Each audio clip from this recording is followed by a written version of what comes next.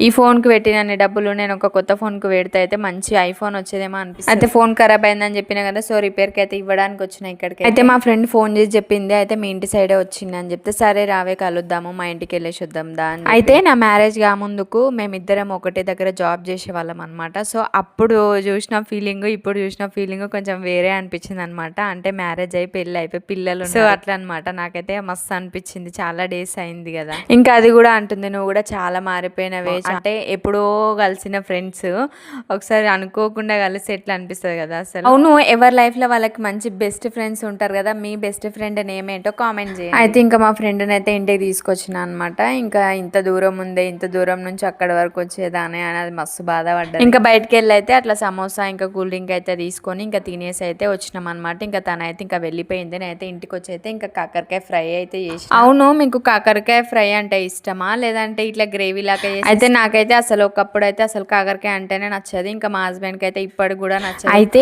కొన్ని సార్లు అయితే మనం చేసే పద్ధతిని బట్టి కూడా కూర అనేది టేస్ట్ ఉంటుంది అనమాట. సో నేను చేసే ఈ కాకరకాయ ఫ్రై అయితే అస్సలు చేదు ఉండదు.